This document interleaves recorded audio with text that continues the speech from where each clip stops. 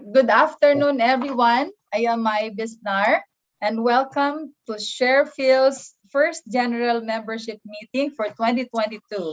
But before we begin, may I ask for a moment of silence as we open with a short prayer. Let us all feel the presence of our Lord. Heavenly Father, we bow our heads in prayer to glorify you and heed your word. We thank you for gathering us today, and we ask for your blessings. Grant us the wisdom and insight. We ask that you open our ears to hear your voice, open our minds that we may receive your eternal wisdom, open our spirits so that we may know your leading guidance, open our hearts so that we may receive your wonderful love. Inspire us to achieve great results. Purify our intentions and motives so that we can become role models by example to others. Lord, thank you for our speakers today. We pray that you would give them guidance and inspiration. And we thank you for everybody who are here with us virtually. Work with us and through us, Almighty Father, so that our future actions will be in accordance with your will and steer us toward the path of righteousness as we strive to fulfill our objectives for your greater glory. We ask this through Christ our Lord. Amen. And now, the Philippine National Anthem.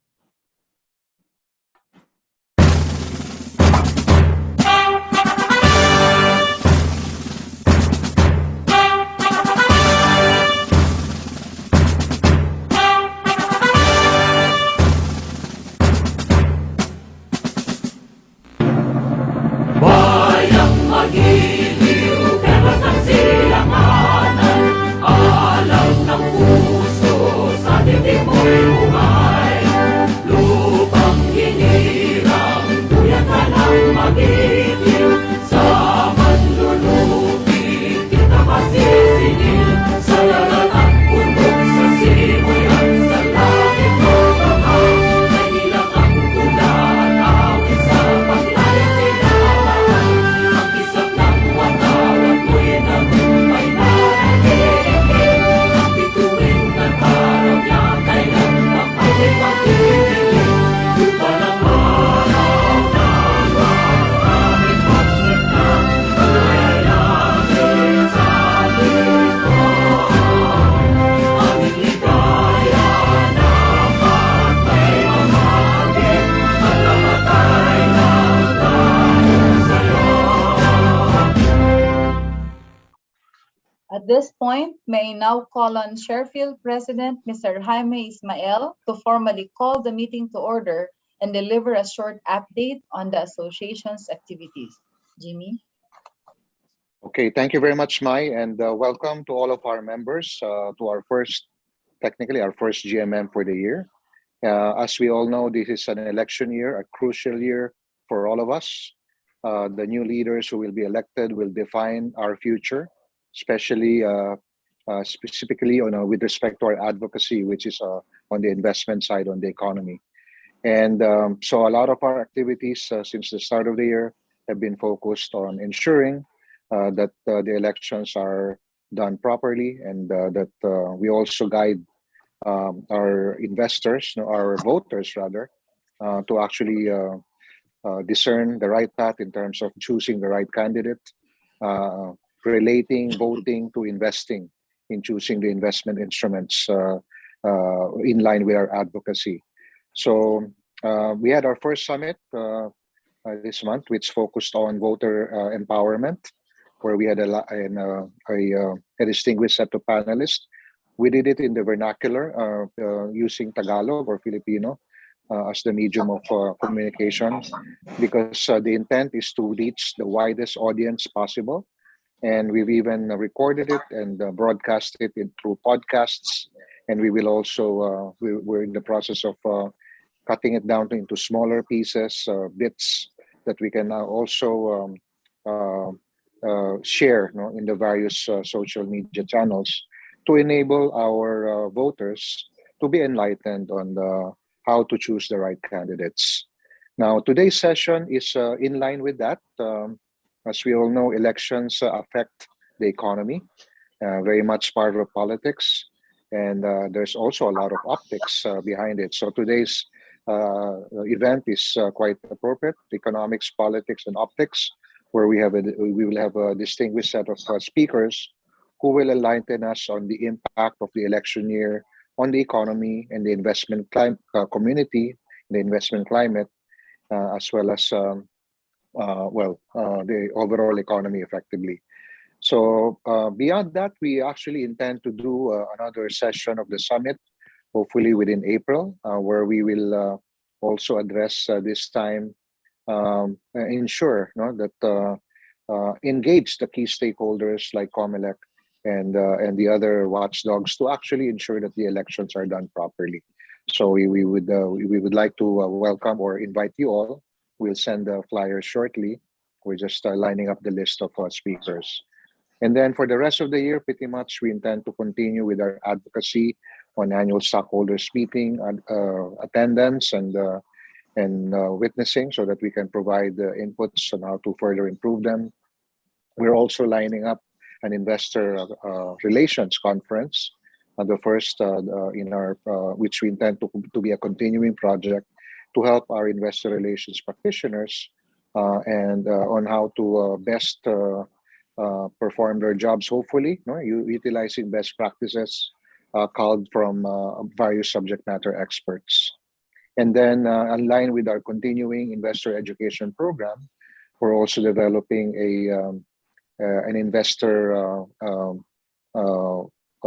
journey kind of material, that ladderized approach that will actually address the requirements of various types of investors at different stages of investment maturity. So those are the things that are lined up for the year as we pursue our advocacy this year. And we'd like to invite all of our members to actually participate in the upcoming events, not just by attending them, but also being active in terms of developing the content. We still need volunteers for our investor relations summit, our investor education series.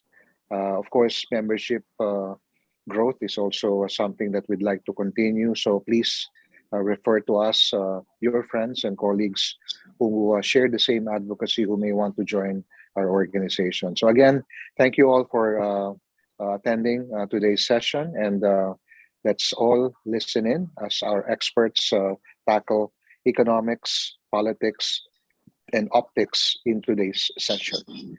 Thank you and welcome to everyone. Thank you very much, Jimmy. There are a lot of exciting activities lined up for us. So hope to see more of our members in our next activities. And to those in the audience who are not yet Sharefield members, please join us and help us push for our advocacies. Okay, now let's start. It is now about 45 days until the May 9 national elections. And today we'll take a look at how this current environment is going to impact our economy and the capital markets. We'll have a Q&A after the presentation, so please enter your questions that you may have via the Q&A button of Zoom, and we'll get to them later in the program. So to start, our first speaker is Sharefield's very own Education Committee Chair, Mr. Jonathan Jonas Ravelas, who will be giving us an overview of the economic effects of an election year. Jonas is the first Vice President and Chief Market Strategist of BDO Unibank. He provides analysis on financial markets and macroeconomic developments in local and foreign markets. He held the same position at Equitable PCI Bank's Treasury Department from 1998 to 2002. His prior experience includes working as a strategist, analyst, equities dealer, and portfolio manager in both money management, and institutional equity brokerage with DBS Securities and A Securities. Jonas has been educating investors in trading strategies and corporate governance, having worked in financial markets for more than 25 years.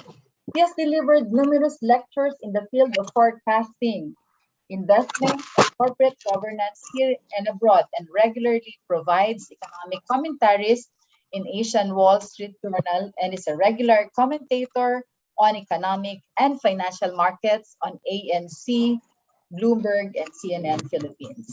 So everyone, ladies and gentlemen, please welcome our first speaker, Mr. Jonathan Ravelas. Thank you, Mai. Good afternoon, everyone. Let me just share my presentation. Okay, so I've titled my presentation as Cautious Optimism. So this was actually coming from a quote from former First Lady, Lady Bird Johnson of the United States, where flowers bloom, so does hope. So I guess the key message is that the outlook, especially during an election year, continues to highlight growth. And this is primarily driven by accommodative fiscal and monetary policies, sustained growth in public infrastructure investment. So despite it's an election year, most likely we will see this towards the second half of the year. Again, we've seen the faster vaccination leading to relaxation of mobility restrictions, thus improving consumer and business confidence. So this, I think, continues to be the main essence of our outlook. However, of course, there are still risks ahead, which could be driven by new COVID variants. Eventually, these are primarily driven by potential disruptions in the supply chain. And of course, at present, with the rising commodity prices driven by a combination of geopolitical risks and eventually supply chain disruptions, which could probably lead to higher inflation. But the long-term challenge for the country, and this is something that the new administration should look into, is really the COVID-induced negative impact on employment. This is something that needs to be addressed and requires both the support of firms and eventually workers during this transition. So, okay, so I guess when we look at COVID-19 and comparing the Philippines, we can really say that there's a big different picture. The Philippines has very low cases, around 500, and still falling. But however, it's still a reminder that the virus and its costs are not completely behind us. In US and Europe, there is the stealth variant that continues to plague them. But in terms of mobility, we're practically back to normal, whether we talk about retail and recreation, transportation, people are going back to their workplaces.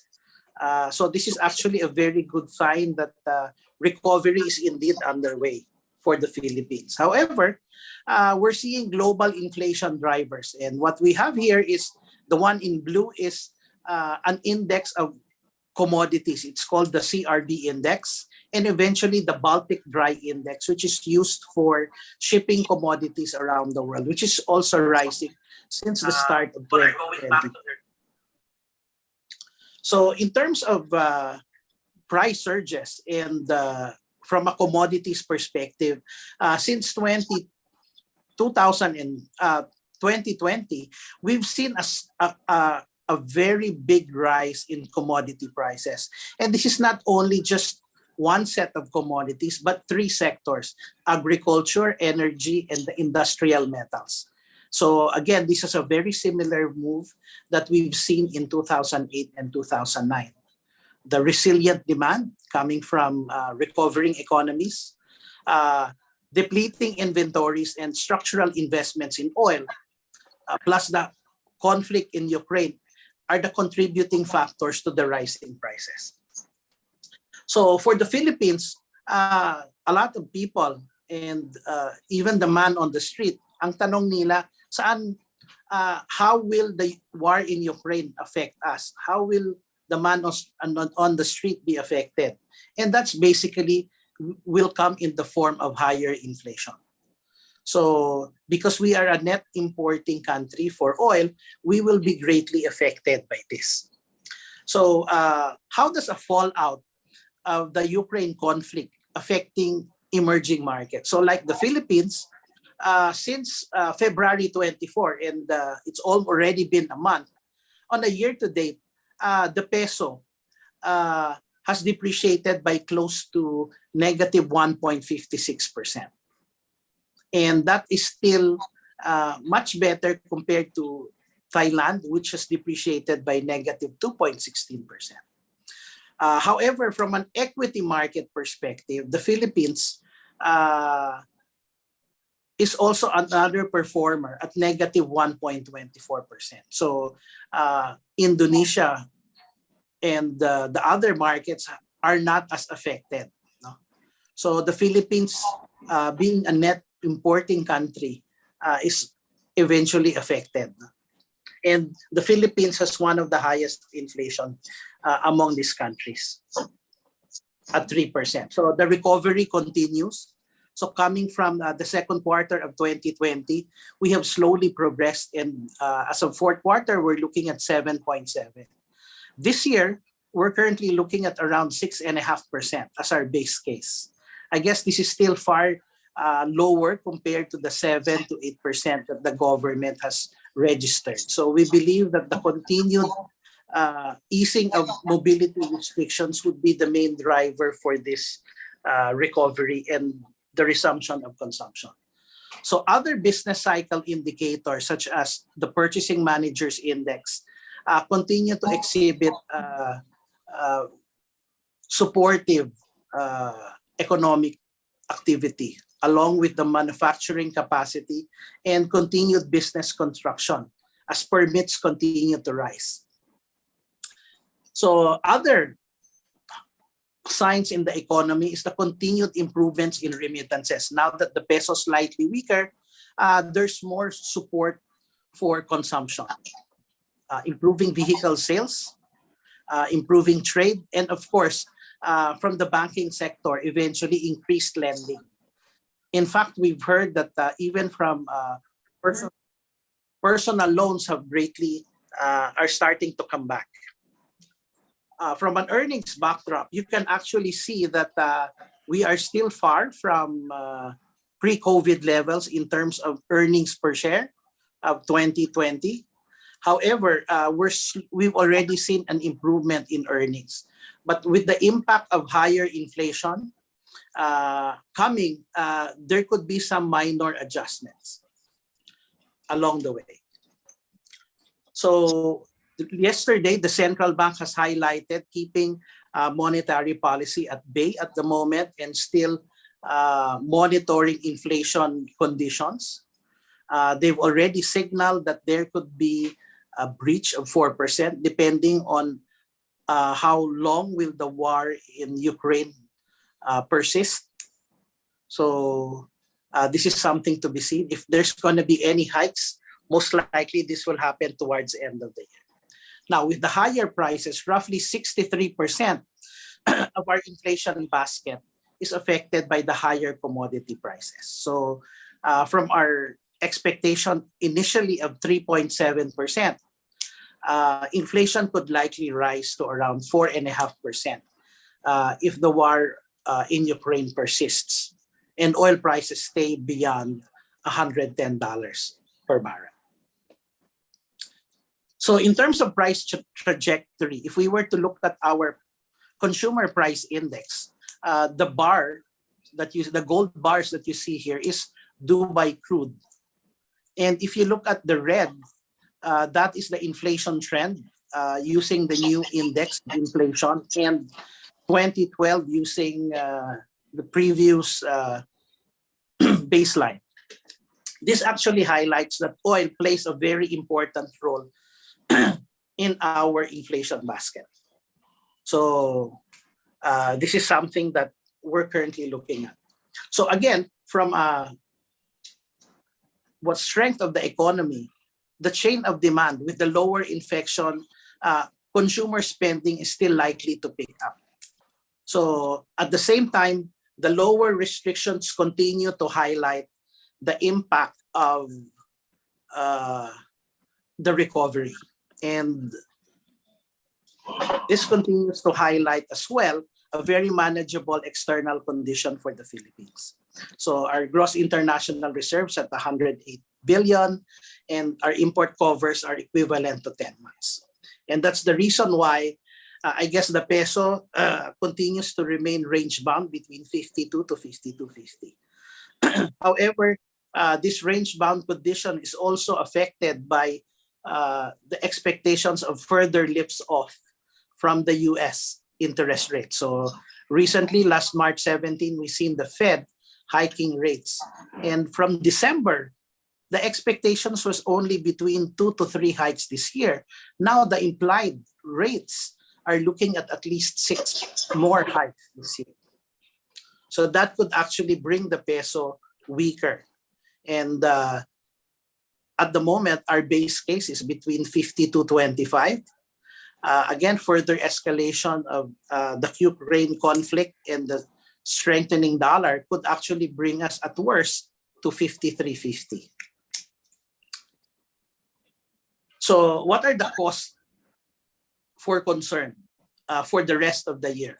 We've already talked about the various virus variants, which is still COVID related. And we know that there's a stealth variant in US and Europe. Inflation continues to be a global issue, geopolitical. And of course, the risks of overextended markets as most of the other countries like the US have started their policy normalization.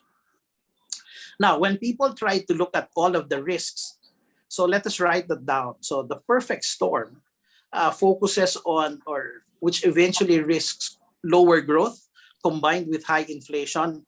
Number one is the higher commodity prices brought about by the Ukraine invasion, particularly for oil. Second is the risks to higher inflation, which could probably slow down growth, plus the impact of climate change, pandemic insecurity, and the disconnect in growth and well-being. So this continues to be at different phases between developed and emerging market economies. So one comfort is that this is not 1973. So this is eventually a comparison of oil prices from 1973 and at present 2022. So a lot of people have monitored should there be any further rise. So because in the 1970s, that was the time we've seen the first energy shock. So the good news, we're not yet there.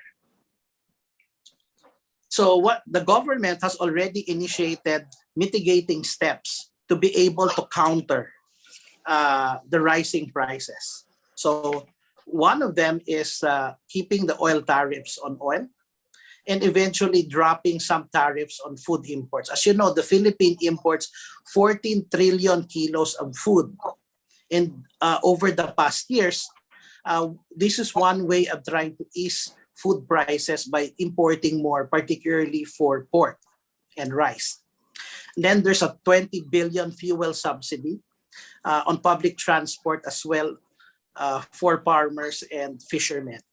Also, Executive Order 166 is a 10-point agenda that eventually accelerates recovery from the pandemic. So these are the mitigating measures that the government has already initiated. So looking at geopolitical events and moving on for investors, how does these geopolitical events affect financial markets?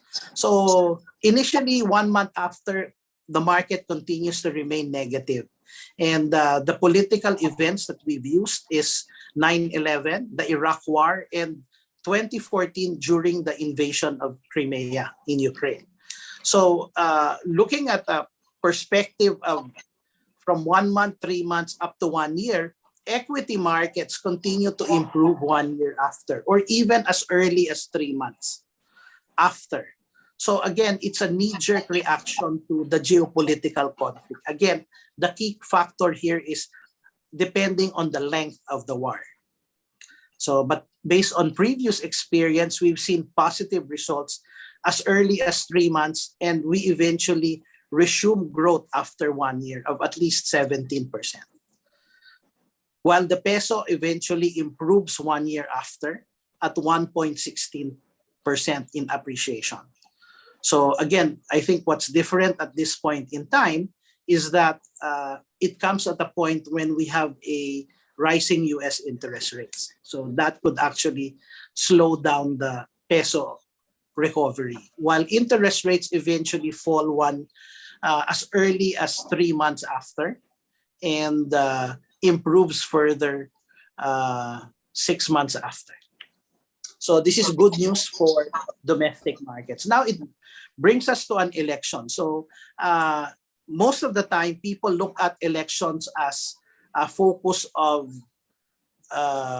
how the presidents perform. And at present, President Duterte appears to have performed better than his peers at 4% GDP, 2.7 inflation, and a 6.6%. With the exception, of course, of the pandemic. No? But prior to the pandemic, he registered a 6.6% GDP growth.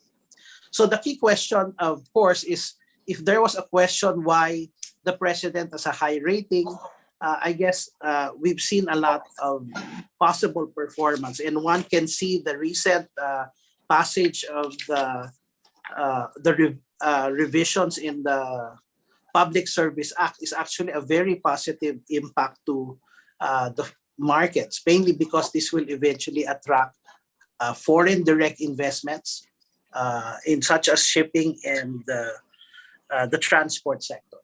Now, the key question for investors to also look at is who can bring home the bacon, who can instill confidence to investors. And we've seen this in the past.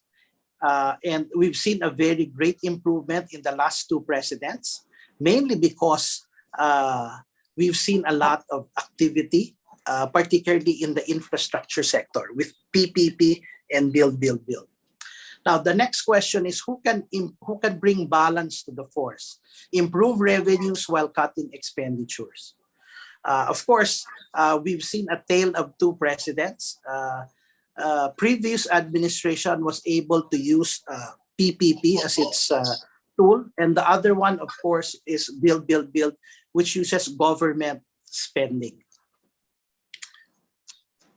Who can raise revenues? So comparing all the presidents from 1980, the present administration has increased to 15.9% or 1.9% from 14%. So this is a feat that was eventually the strength of the Ramos administration when it had a balanced budget in 1995 and eventually reached 17% in terms of revenues as a percentage of GDP.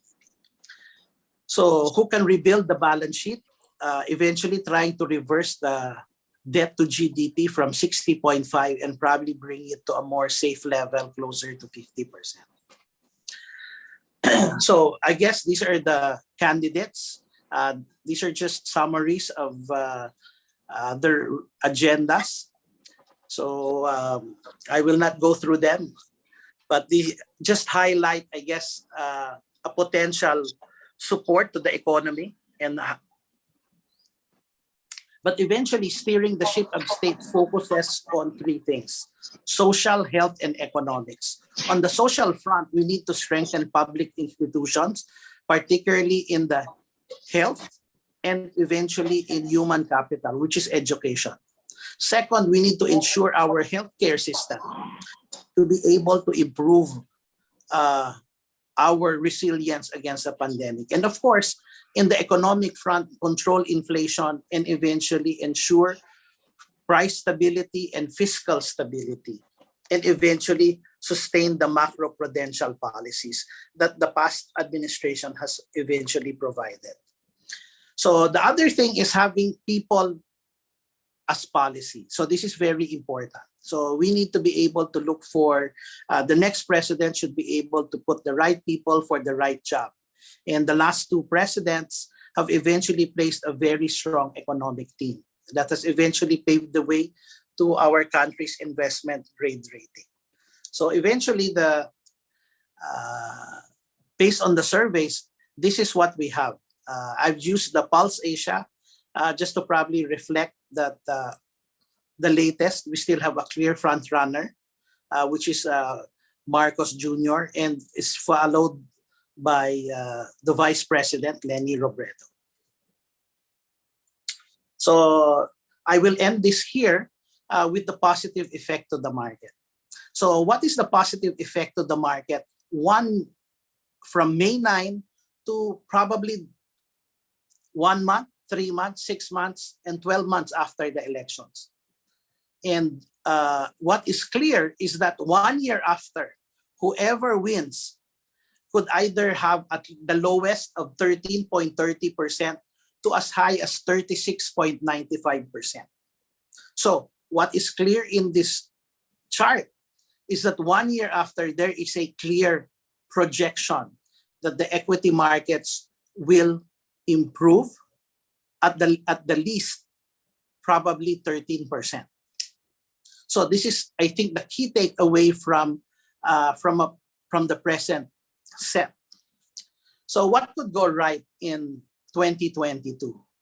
Peaceful elections, better pandemic management, infrastructure spending, and of course, revenge spending that a lot of people continue to look into. And of course, what this administration will leave behind is the potential coming of foreign direct investments, particularly with the amendments of the Public Service Act.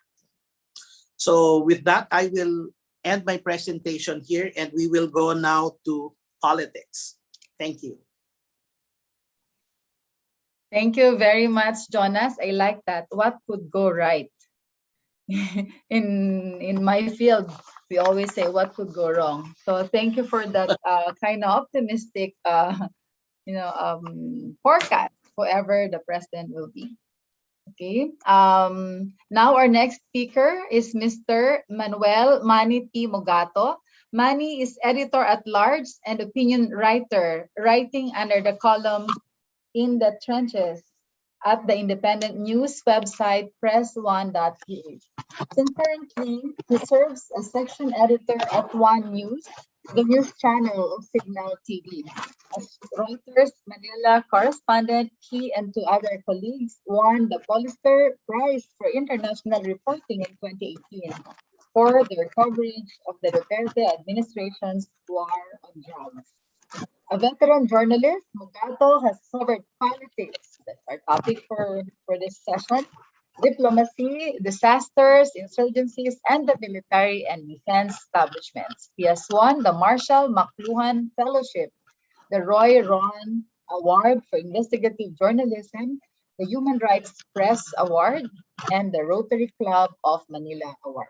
Without further ado, please welcome our speaker to talk about politics, Mr. Manny Mogato. Manny, you're on mute.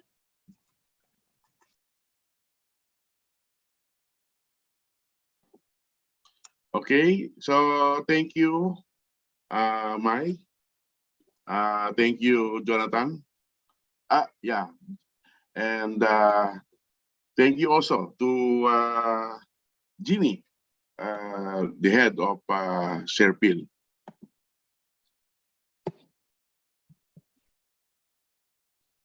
Wait a second. I will.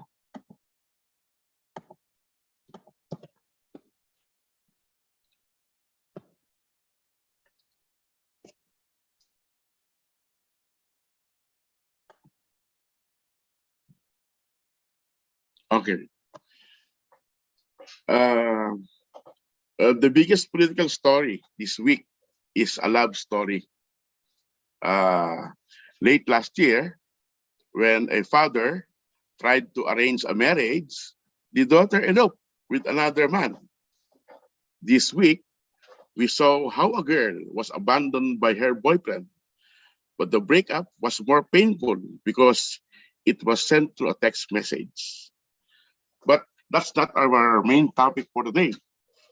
But however, we could talk about it later in detail.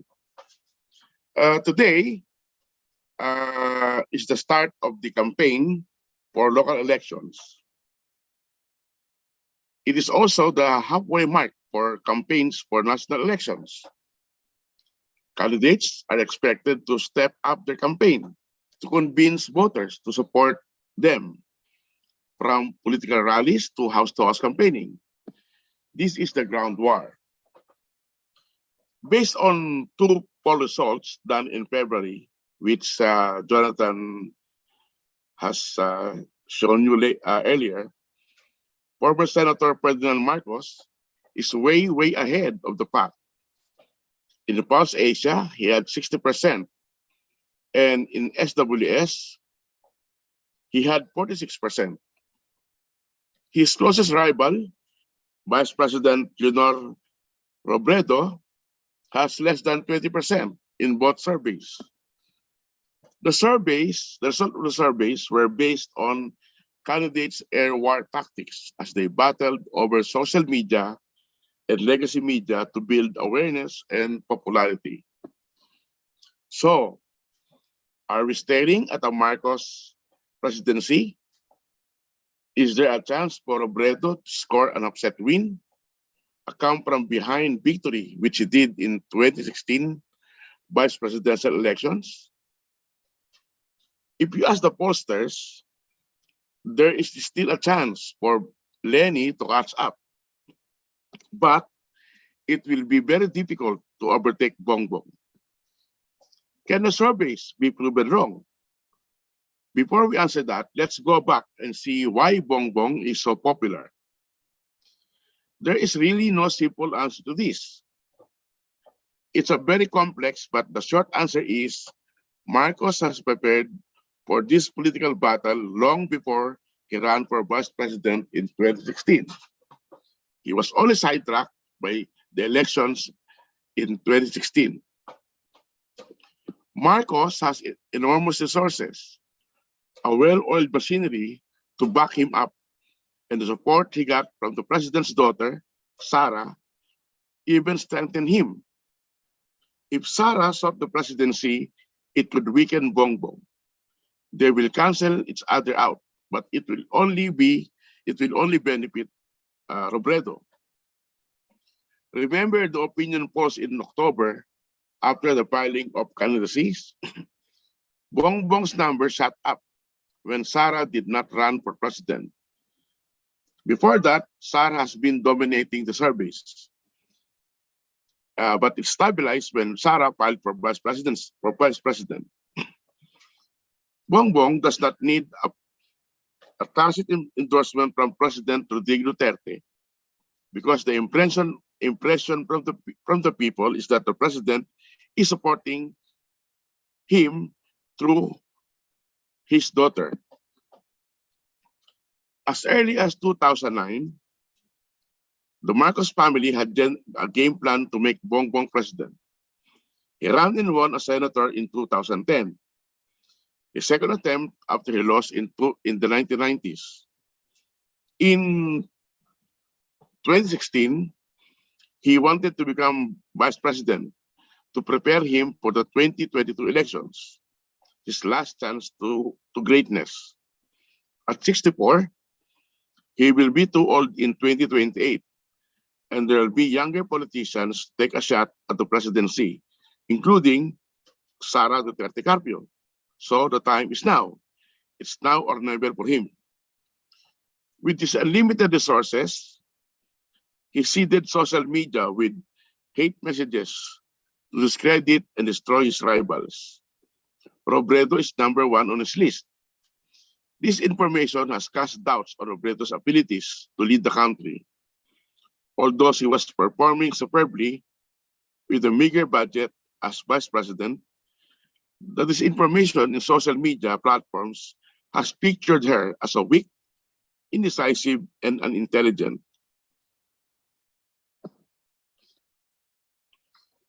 At the same time, it also gave a rosy picture of the country under his father, crediting him for the golden years in Philippine history. The Marcoses distorted history in social media, particularly in YouTube and Facebook, hijacking the narrative, and now on TikTok. With more than 50% of the 65 million eligible voters on May 9, born after EDSA 1986, they don't have any idea how the Philippines was under Marcos. Instead, They were bombarded with historical distortion in social media. Legacy media has also lost the public trust. Its credibility, according to a 2021 study by the Reuters Institute, has gone down to 29%, below the global average of 42%.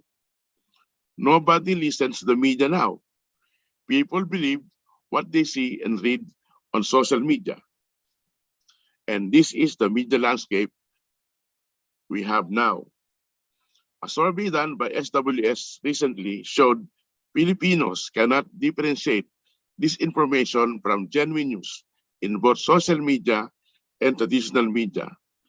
In a way, this has fueled Marcos' popularity. Money, social media, and the failures of all past administrations from the time of Cory Aquino until her late son, Benigno, had alienated the people from elitist politics. That would explain why Duterte won immensely in 2016 and has remained popular. It was a protest vote. The people had high expectations when Marcos was removed from power in 1986. But what had happened, the old collapsed political system during pre-martial law returned, and the same old political families in power.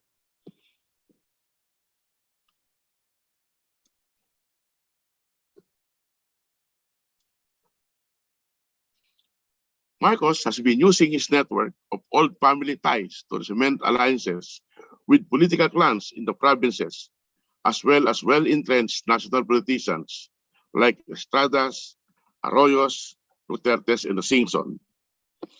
Social media has immune the Marcoses from these harsh realities, looking up to them as savior because of the narrative the family will distribute gold if Bongbong Marcos wins this year. Many poor Filipinos actually believe that. With their image repaired and the elitist power represented by Robredo pushed to the margins, are we seeing the big return of the Marcoses to power? On Sunday, a presidential candidate, Rizalito David, called on all candidates to come together and unite to defeat Marcos and Sara. If this was only South Korea, it would be a good idea. But if Isko Moreno, Manny Pacquiao, and Ping Lacson withdraw from the race, there is no guarantee their supporters will flock to Robredo and Tito Soto. Pacquiao will chip away votes for Marcos and Sara in Mindanao. Ping has minimal support but will definitely contribute to Lenny, and Isko Moreno's voters will shift to Marcos. Marcos and Sara will benefit from David's suggestion. What is encouraging, though, are the crowds that flock to Lenny's campaign rallies. Tens of thousands joined rallies in Cagayan, Sabela, Nueva Ecija, Bulacan, and Cavite, where Lenny lost in 2016. Marcos won 80 to 90% of votes in the north and dominated Metro Manila and Central Luzon in 2016. Lenny won in Tarlac and Batangas. She won big in her native Bicol in the Liberal Party-controlled Western Visayas and Eastern Visayas region, and on the small island of Basilan. But if the crowds are the parameters of support for Robredo, she could catch up with Marcos. She has the momentum. I have not seen a people-driven campaign in my nearly 40 years as a journalist. I have not seen these crowds in Duterte's campaign in 2016. People are spending on their own to go to these rallies. In sharp contrast, there were anecdotal evidence that Marcos and other candidates have been selling out cash to convince people to attend the campaign rallies. They have come to hire buses and other transportation to fill up their campaign rallies. The spirit of voluntarism is alive, not seen in past election, except perhaps during Ramon Magsay's time in the 1950s. Will this voluntarism catapult Robredo to the presidency? I don't know the answer. I only chronicle events as a journalist. The real power is in the hands of the people, and you can make it a difference on May 9. So I think that's it for now, and I will be ready for an answer to the Q&A. Thank you for listening. Thank you very much, Manny, for that very interesting and eye-opening presentation. Okay, so last but not the least, we have Mr. Alan Herman, one of the most recognized and established individuals in Philippine public relations, particularly in the field of political campaign strategy, reputation management, consumer engagement, and crisis control. As the lead persuasion specialist of Agents International Incorporated, Alan employs a multidisciplinary approach, including social engineering, NLP, and sentiment analysis, to formulate campaigns that have carried many political candidates to victory, garnered industry awards, and have been adopted internationally. During elections, Alan is frequently topped by local and international media networks as a resource person and subject matter expert. He has likewise delivered numerous lectures to MA program candidates and collegiate students from the country's top graduate and postgraduate universities. Combined with the record of his father, veteran campaign strategist Relly Herman, who retired in 2017 to turn over the company reins to Alan, Agents International Inc. has the highest record of candidates voted in among the local campaign strategists. Here today to talk about the mechanics of political campaign PR, please welcome Mr. Alan Herman. Thanks so much, Mai, and thanks to Manny and Jonas. This is going to be a very nice dovetail to our discussion today. No, essentially, what I would like to share today is a little bit of insight into what I do and how we manage campaigns. I don't know if you can see my screen. Yes. Okay, so thanks again to everybody from Sharefield. I'm here to talk about what we call a campaign architecture and what are the key drivers and quadrants in running a campaign. No? So I'm sort of the if Jonas and Manny had earlier talked about the micro picture, we will go into a bit of macro picture, and we'll go into a bit of the micro lens in looking at how we really run these campaigns. So I've said a lot before about the 4M method, which is the Bible we follow, at least from in our firm and from the past campaigns we've run. And this involves man, the message, going into machinery, and money. So these are the four quadrants that will make an effective campaign and will get you elected into office. So we always say that this is a four-legged stool. If you chop one, it will be wobbly, and if you're lacking in two, or worse, even three, your chair will collapse. So it's the man, message, and machinery combined with money that will ultimately lead to mapping an effective and winning campaign. So just for context, no, if you look at the man message quadrant, this is what we call the free market votes. That's where we get the free market votes. If you think about it in terms of a product, these are retail sales. So these are the votes or the sales that you get because you saw the ad material, you were able to see their commercials, their Facebook content, and then you decided to vote. So for them, free market votes dominate usually if you look at it from that perspective. If you're a national candidate, this is where you will get majority of your votes from the man and the message quadrants. So you will rely on free market votes to get you to win your candidacy.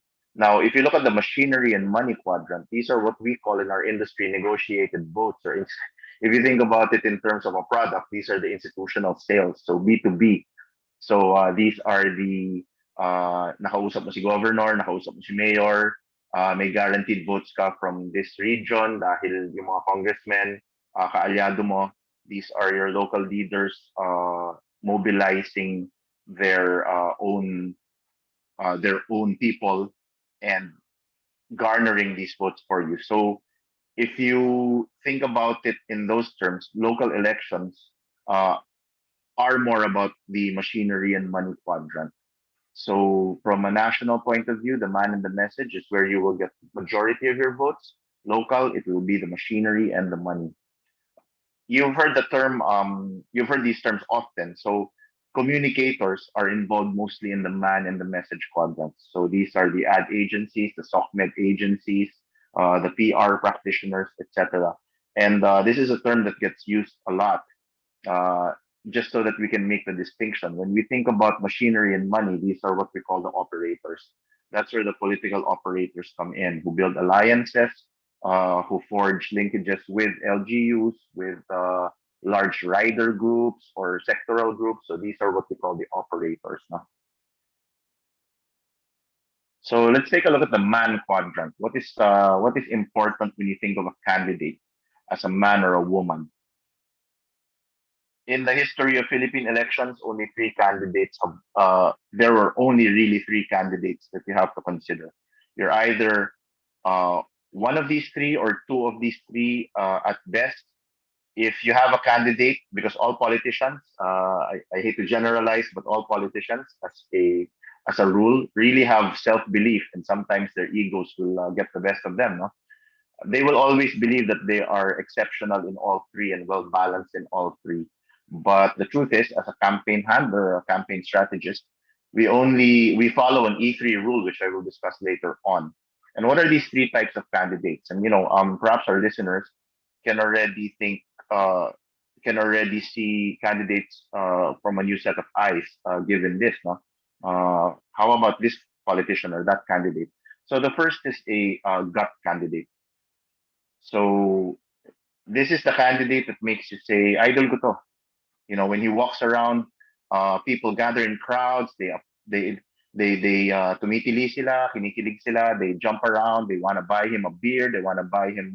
They want to buy him meals, him or her. This is a candidate that people want to take selfies with. They do fist bumps with. So that's what you call a gut candidate. So iniidolo ka. Gusto ko ganyan ako. I want to be him. I want to aspire to be him. Or in Filipino parlance, ang lakas ng dating nito. Nakaka-inspire, nakakakilig. So think about if you think about gut candidates, who would fall under these who would tick this box, no?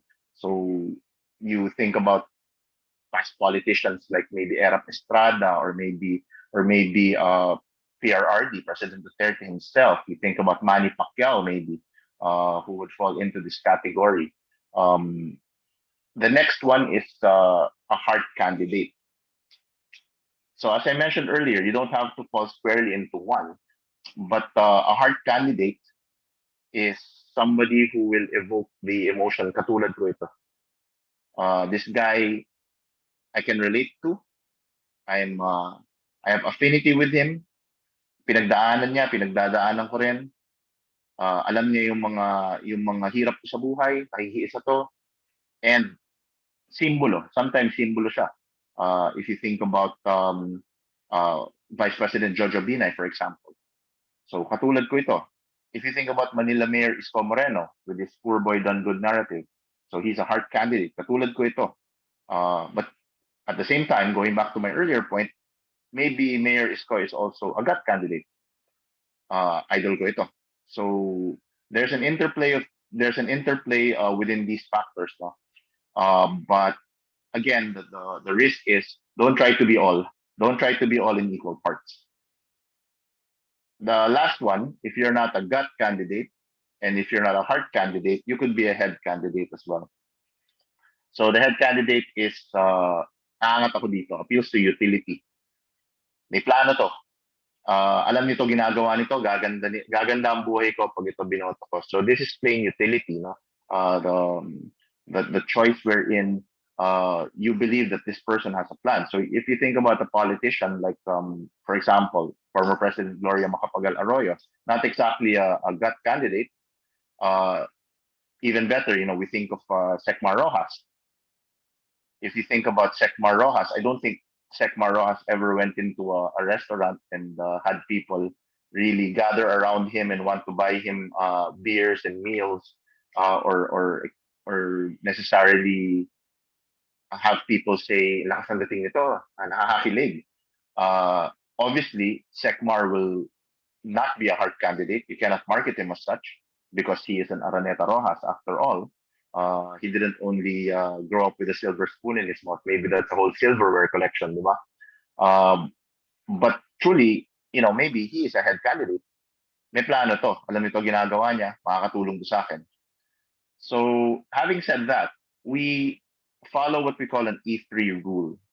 As a politician in the man quadrant, we subscribe to what is known as the E3 rule. You have to be exceptional in one, absolutely exceptional in one.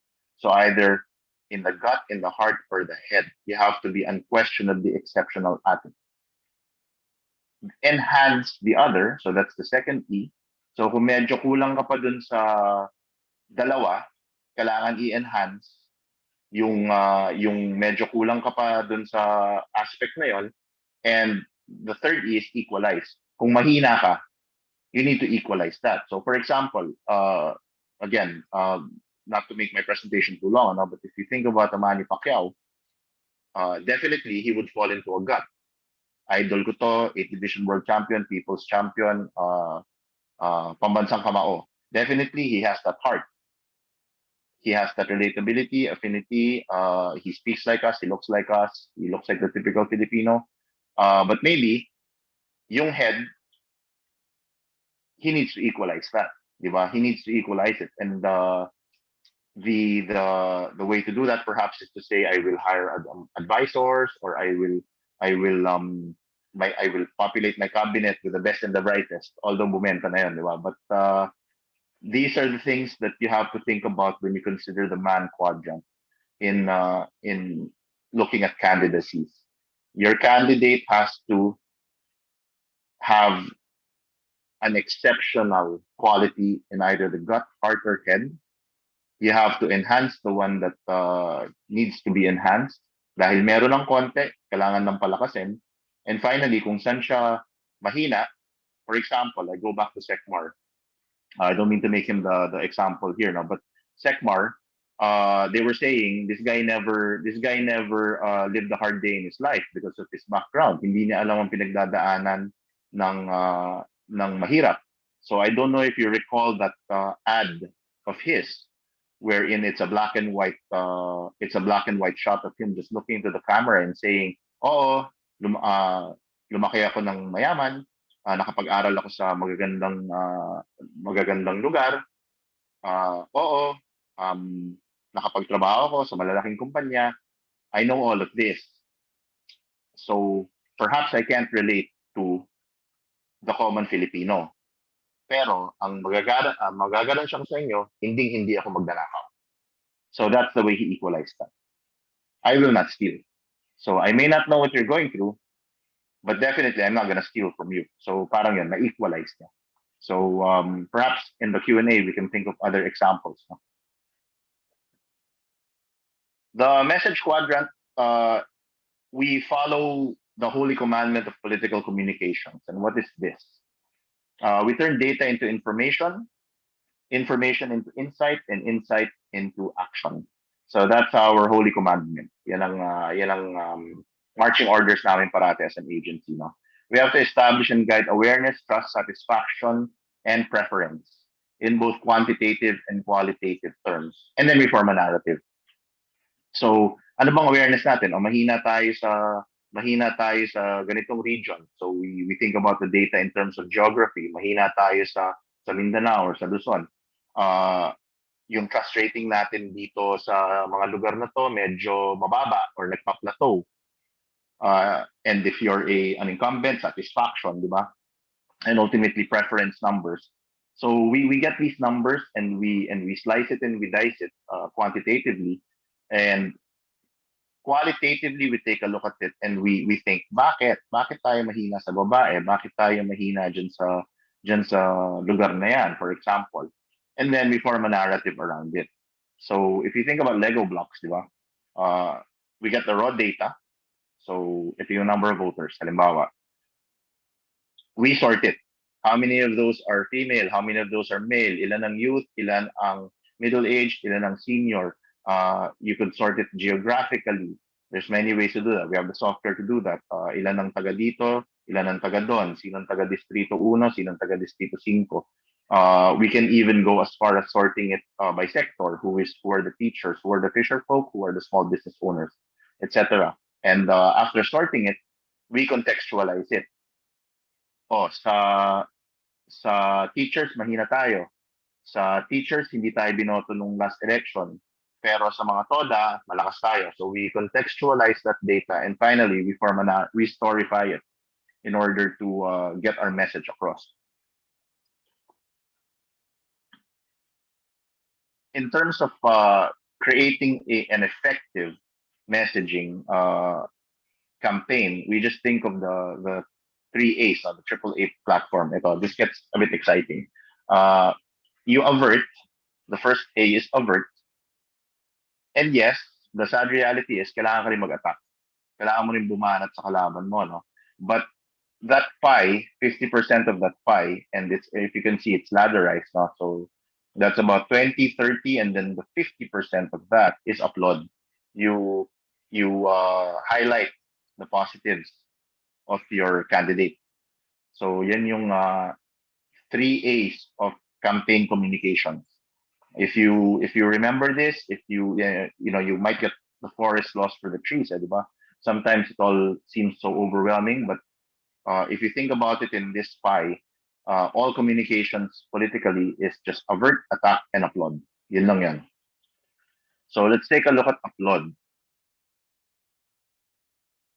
There are 3 rules of applause when it comes to political communications. The first is one item carry on. Ang magagaling dito si Manong Johnny Enrile.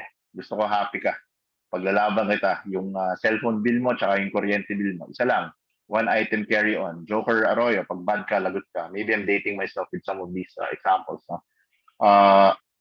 Kasi the truth is, no matter how much information you offer, people only remember one thing. Isa lang, one item carry on. Erap para sa mahirap. Unity. Mabangon tayo. Gobyernong tapat, for example. So you only remember one thing. So think about communications in terms of a bed of nails versus one nail. Saan mo mas gusto humiga? Dun sa bed of nails na maraming messaging, walang tatagos. Versus plywood na may isang pako, isa lang yung pako, pero sure, pag hinigaan mo yun, tatagos. So people will really only remember one thing. I recall a campaign of now current mayoralty candidate Mike Defensor when he ran for Senate. People were saying he was a sure win. People were saying that Mike Defensor, because he was very, very much allied with GMA then President GMA, and he had all the machinery, sure win na. But then he came up with this campaign. I believe it was Tito Boy Abunda who was his campaign manager of all things. And it was Tall Mike. Tall Mike para sa kababaihan, Tall Mike para sa kaunlaran, Tall Mike para sa kalikasan, Tall Mike para sa edukasyon. That's your bed of nails. People only remember one thing. You cannot inundate them with so many things. Again, you contrast that with the Manong Johnny Enrile. I don't know if you remember his ad. Ito ang cellphone bill ninyo. Or ito ang kuryente ninyo. Bakit kayo nagbabayad ng kuryenteng hindi ninyo ginamit? Pag nahalal ako sa Senado, sagot ko kayo. Ipaglalaban ko ito. That was his whole campaign. He won. And then the next one, yung cellphone naman, yung load naman yung ginawa niya. Bakit nag-expire ang load? Until finally, in his last campaign, gusto ko happy ka. That was his one nail. No? So, one item carry on lang. The challenge is to turn this one nail. And the reason why nail is has an asterisk on it because sadly, sometimes the one nail can be magaling sumayaw. Sometimes the one nail can be nakakatuwa magbudots. And yun lang, naalala ka na ng tao, tumatak na yon. So, ganyan ang botanteng Pilipino, that nail doesn't have to be complicated. Sadly, sometimes it can be what we call deem or delight, entertain, amuse, and make noise. Doon ka naalala. Naalala ka dahil kamukha mo si Judy Ann sa poster. So, but the challenge really is to turn this one nail or DSI, dominant selling idea, into a catchphrase or campaignable that reinforces the gut, heart, and the headman quadrant that I talked about. And this is where we enter into what we call in the industry as lobo or lunchbox. I think some of you might appreciate that analogy or that term. So sa messaging kasi, pwedeng lobo yan. It's big, it's bright, it's colorful, it's huge, but it's empty inside. The risk there is, kitang-kita ka, you're very visible. Unity, pagkakaisa, magkaisa tayo. Mabangon, unity. Lobo, laki. Nakikita ng tao yan. Matutuwa ang tao dyan. It's bright, diba? It's a bright red balloon. The problem with going the Lobo way is if people poke at it, if people investigate it, if people really dig deep, as it were, puputok yung Lobo. And there is a risk that people will see there's nothing inside it. Perhaps this will already give you insight into why certain candidates avoid debates. Diba? Kasi alam nila yung messaging nila Lobo. But if it works for them, it's a calculated risk. On the other hand, pwedeng yung messaging mo lunchbox. Pwedeng buksan ng tao, they can go through it, there's so many aspects to your messaging, it talks to them in different ways, marami siyang dimensions. The problem with lunchbox messaging naman is sometimes Filipino tamad. They don't want to dig deep. They don't want to look deeper into your message. So hindi rin tumatatak. So each strategy has its own peaks and valleys, or risks and rewards. It's highly recommended that moments of truth or sensorial elements are added, especially a salute. So makakita ka ng fist bump, alam mo na si Duterte yan. Makakita ka ng L sign, si Lenny yan. Makakita ka ng thumbs up, that's President Ramos, no? When you say moments of truth, sensorial, so marinig mo yung kantang Roar at yung kantang Titanium, alam mo na agad. Marinig mo yung mga reverse talk, Pet Malu, Lodi, Yorme, alam mo na agad, that's Mayor Isko. You have a signature look, a signature sound. In fact, if you could have a signature smell, why not, di ba? Kaya mahalaga sa amin mga campaign strategists yung salute. Very, very, very, very sensorial. The second rule of applause messaging is we uphold what is known as submit. Ito medyo will be this will be a bit more lectury, no? Pero ano ba yung submit? The first S in that submit is superlative. You must promise me something that you are the very best at. At number one ka dyan. Erap para sa mahirap. Ikaw ang number one, basta mahirap. If you tell me, gobyernong tapat, you're the number one in integrity. Kailangan you're number one in that attribute or trait. If you're telling me, for example, Senator Ed Angara, number one siya sa edukasyon. If you want to talk about Senator Ping Lacson, number one ka sa peace and order. You must promise me something that you are the very best at. It has to be superlative. The messaging has to be superlative. The I is important. Ito yung tricky. Dito bumabagsak minsan yung mga politiko at mga campaign strategists. Kasi your superlative promise has to be something that matters to me. Kailangan importante sa akin. Noong 2019, ang Ocho Diretso, superlative sila. They were the number one in assuring that the Philippines will uphold and fight for its sovereignty. So sovereignty, sumakay sila ng bangka, pumunta sila sa mga disputed islands. Yung pala, hindi important sa tao yung sovereignty. Hindi nga nila naintindihan eh. So your superlative promise has to be something that matters to me. kung pinaglalaban mo halimbawa kalikasan, and I don't want to mention candidates that have chosen, there are some candidates who have chosen to go this route, no? I am the environment candidate, green, earth, and carbon footprint, ang pinaglalaban nila. Yung pala, hindi importante sa tao yun. So, your superlative promise has to be something that matters to me, na naiintindihan ko, and has a direct relevance in my life. Sadly, order of attribute preference or OAP among Filipinos will sometimes shock you. Ako as a campaign strategist, minsan bukod sa shocking, nalulungkot ako. Kasi halimbawa, ang honesty hindi order of attribute, hindi mataas ang order of attribute preference niyan. Ang Pilipino, pag you're marketing yourself as the cleanest candidate, hindi na masyadong importante yan sa kandidato, sa botante. Ang lungkot. Yung honesty, integrity, the attribute preference for that, sadly, very low. It's as if Filipino voters almost expect the politicians to steal from them or to trick them or to not fulfill their promises. So if you want to win, sadly, you have to look at these order of attribute preferences and tailor fit your message to that which is important to people. The B in submit is believable. There has to be a unique, plausible reason why you claim the above. At kailangan logical. So for example, if Manny Pacquiao tells me, kung ang messaging ni Manny Pacquiao halimbawa ay Manny Pacquiao, una ang edukasyon, lahat ng Pilipino may master's degree. For example, I'm just pulling this out of my pocket, no. Syempre hindi masyadong believable. 'Di ba? Kasi people don't necessarily associate him with that. Or for example, if Manny Pacquiao tried to pivot himself as a statesman, which unfortunately his campaign team did early on, no? They tried to pivot him as the statesman. Naka-Amerikana, nagsasalita sa podium, hindi believable, may whiplash. So, yung messaging niya medyo natapilok doon, ano? Kasi nga, we have to think about submit at all times. Tapos ano yung M, memorable yan.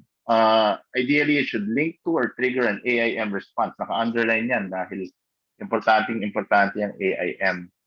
Diyan mo makikita bakit lamang si candidate A or candidate B sa eleksyon, ano? On how well they triggered an AIM response. Ano ba yung AIM response? A is alert. Tatakutin ka ng kandidato. Pag hindi ninyo ako binoto, magiging narco state ang Pilipinas. You think about President Duterte. Drugs are rampant in the country. Pag hindi akong maging presidente, papatayin kang ng mga adik sa kalye, sa kalsada. Marirape ang mga nanay at kapatid mong babae. Magkakagulo sa Pilipinas dahil drugs na ang magiging takbo ng buong bansa. So you're scaring candidates into voting for you. A, di ba? Alert. And then the I is inspire. So you think about inspire messaging, you think about something that's bigger than you, something that you think, something that it's an abstract concept, love, radical, na magmahal. Yan, so inspire. So this is the messaging that brings tears to people's eyes. Family, love for your family, mahal mo ang pamilya mo. Kung mahal mo ang iyong mga anak, iboboto mo ang candidate A or B. If you value your future, you will vote for candidate. Yan ang inspire messaging. But here's the problem. The flip side of inspire is also an I. The flip side of inspire is insight, which also works. So not that I'm making any commentaries, but if you take a look at the lead that Marcos Jr. is enjoying, that can also be part of his inspire messaging, because the candidate himself is saying, babangon tayo, unity, so inspirational, di ba? All of his ads, nagpapasa siya ng mga windmill, nakangiti lahat. People from different sectors, nagkakaisa, inspire. Pero at the same time, his supporters, inciting, nag-i-incite. Powerful din yon. Anong ginagawa tuloy ng mga botante ni Marcos Jr. at mga supporters nila? In their minds, a vote or support for Marcos Jr. is actually anti-elite, anti-establishment, anti-intellectual. Oh, down with the oligarchs. Sama na kami. Di ba? It's almost a middle finger to the man, to the establishment, di ba? It's born out of spite and defiance. Sawang-sawa na kami sa mga matatalino, kayo na matatalino. Which, if you think about, also in a way worked for President Duterte also. It was that inspire and incite that worked also for for them. And finally, the M is motivate. Ito pang ano lang to, pang kung ang messaging mo is motivate, pang local ka lang siguro. Motivate is short-term gains. Again, I don't mean to really punch holes into Senator Manny's campaign, pero yung motivate is, pag binoto mo ako, may bahay ka. Kapag binoto mo ako, bibigyan ko kayo lahat ng bahay. So it's very short-term, no? For a local candidate, maybe that will work. Pag binoto ninyo ako, papagawa ako ng ospital. Pag binoto ninyo ako, yung city hall natin ma-refurbish na finally. So it's that M response that is the final AIM. And the final T in SIDMIT is it has to be tangible. Kailangan it's totally consistently aligned with all your claims. Kasi pag meron kang claim, halimbawa, you're running as an integrity candidate, tapos may ginawa ka na na visto ka na hindi pala consistent yung buhay mo dun sa kiniklaim mo, that is the backlash is tremendous. Again, if you go back to VP Binay, that's a great case study right there, no?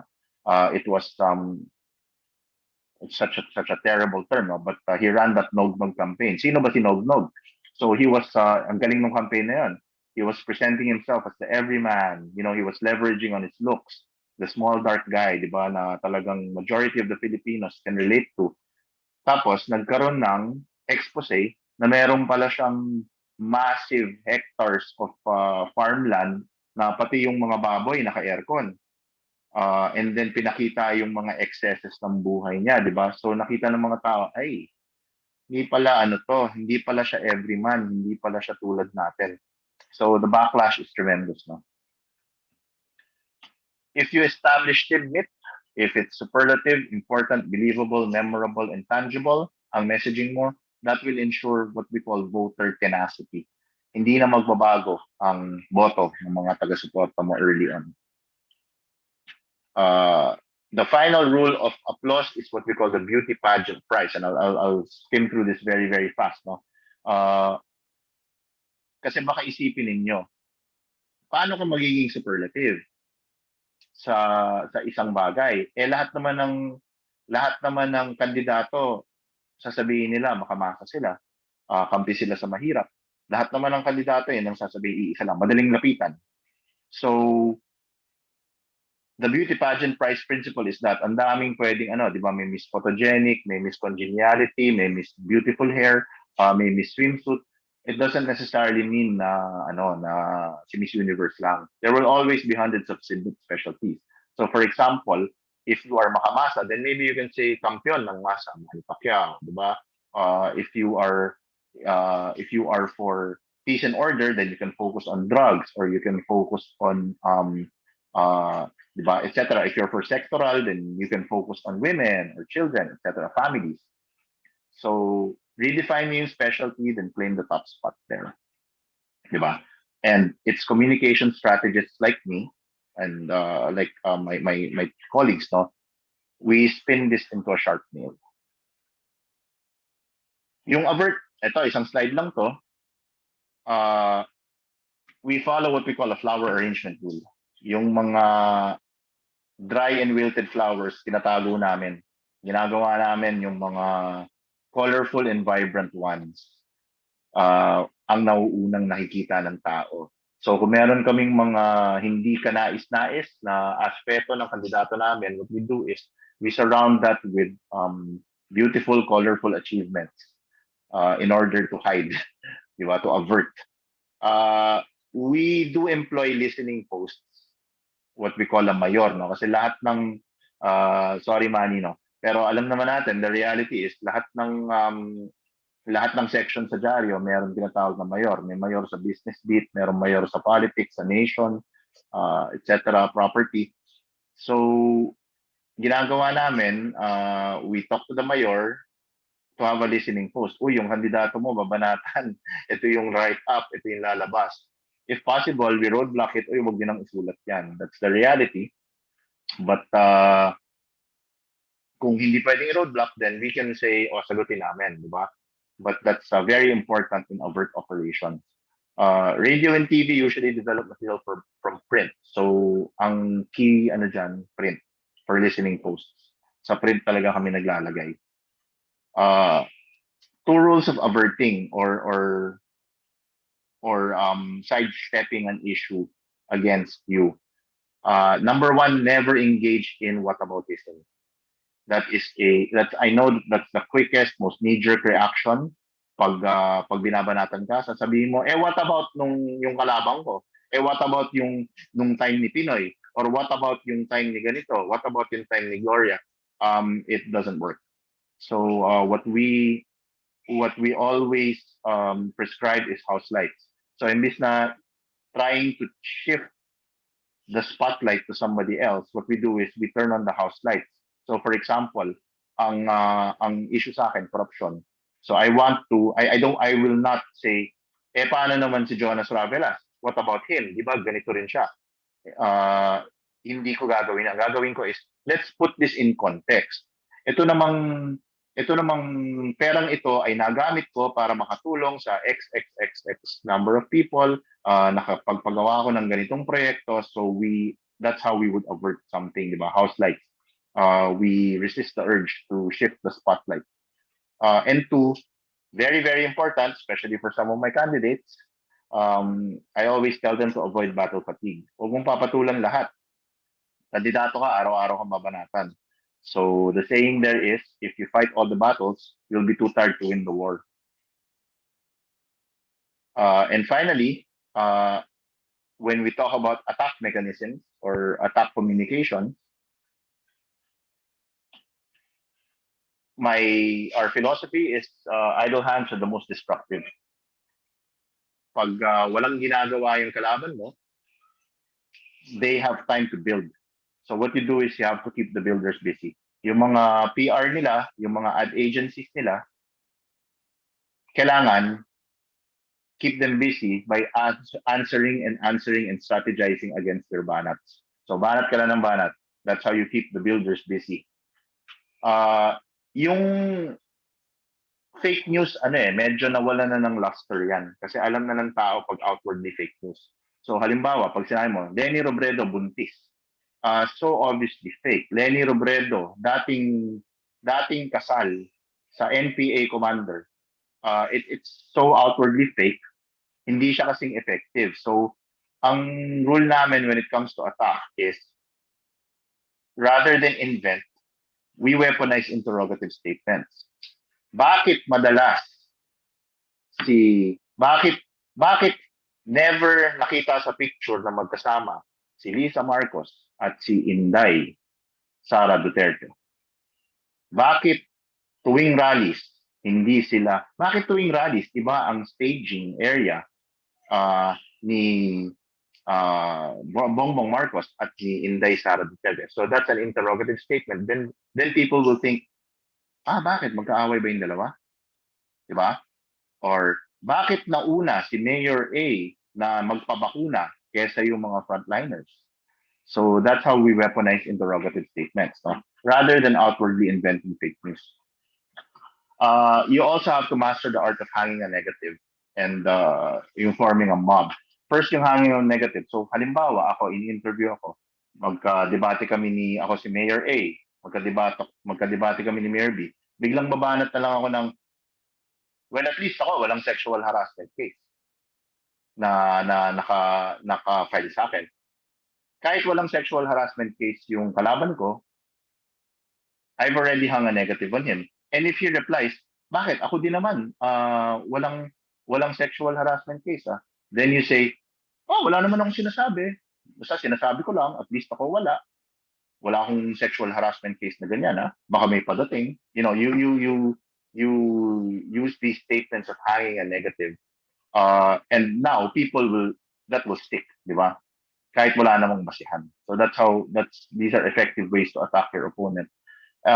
Forming a mob is also very important. So for example, if you think about Quezon City, di ba? If your candidate just happens to be running against a guy who helped shut down ABS-CBN, then you form a mob of former ABS-CBN employees and you hit this guy every day, di ba?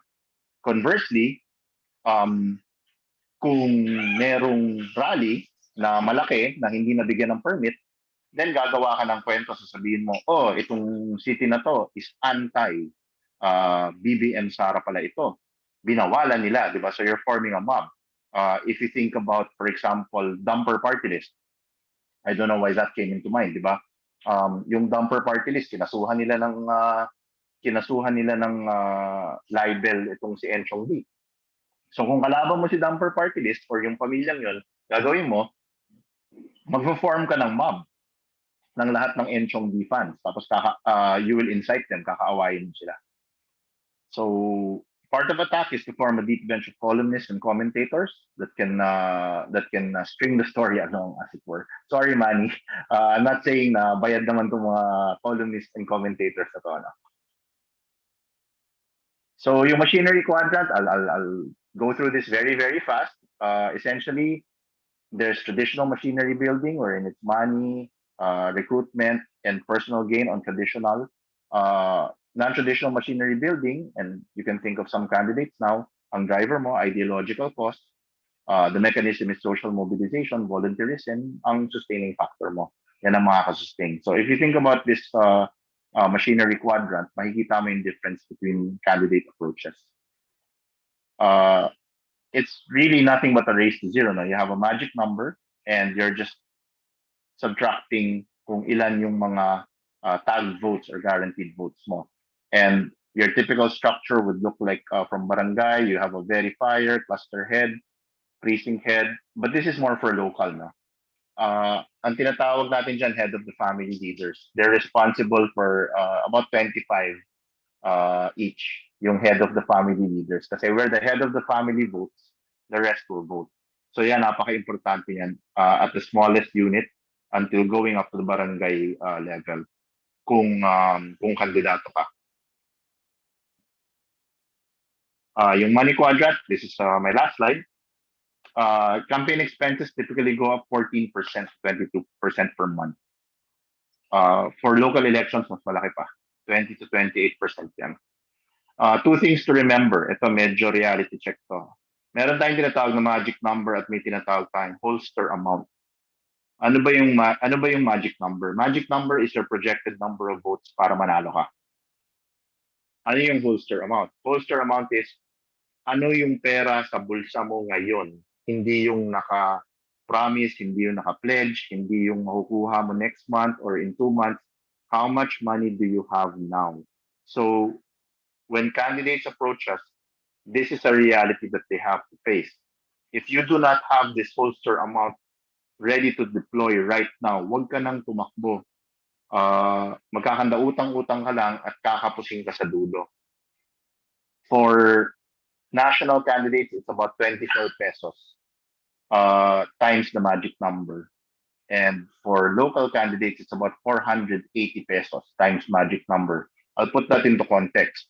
Senator, assuming 17 million ang votes mo para manalo ka ng Senado, that's a good assumption, no? 17 million times 24 pesos, you have to have 408 million right now to even consider running a successful campaign. Sadly, that is the reality. You have to have at least 408 million pesos in your holster before you can run a credible, effective campaign to be a senator. For local, it's bigger. Syempre, ano yan, di ba? Again, as I said, economies of scale. Mas malaki sa local, 480. Sa local, so sabihin natin Makati Mayor, Makati is a good test case. Magic number is about 185,000 to be Makati Mayor. So 185,000 times 480, that's about 88.8 million pesos. So bago ka tumakbo, kung gusto mong tumakbo bilang mayor ng Makati, kailangan may 88.8 million pesos mo in your holster right now. Hindi pa kasama yung future expenses. Kailangan upon point of consideration for running, you need that money. Especially for local candidates, last mile ops are often equal to expenditures. Ang lungkot. Pero yung tinatawag nating last mile ops or D-Day, minsan nadodoble. Lahat ng ginastos mong pera from start to end of the campaign, you will spend it again on D-Day. Accordingly, the candidate cannot be the fundraiser. Kailangan merong ano yan. Meron team na nagre-raise ng pera. Kasi kung yung candidate pa nag-aanap ng pera, plus running a campaign, plus going around, automatic talo. So thank you, and sorry if nag-extend ako sa time. Thank you very much, Alan. That was very interesting. I learned a lot. Head, heart, and gut. Alam ko na. Sorry, Three A's of mahaba. campaign. Sorry.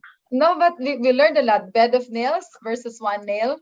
So again, thank you very much, Alan. And now let's bring all the three men on screen.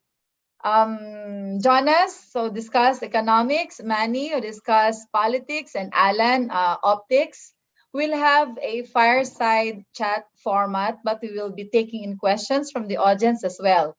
So Jonas will double up as moderator and reconnect today's conversation on the Philippine economy and capital market. So for those who wish to ask questions live, please message us in the panelist and we'll allow you to turn on your microphone. Or you can just type in your questions in the Q&A box. So gentlemen, let's get the ball rolling. All right. Jonas, over to Thank you. you, Mai. Yeah. So very exciting talk from Manny and Alan. No?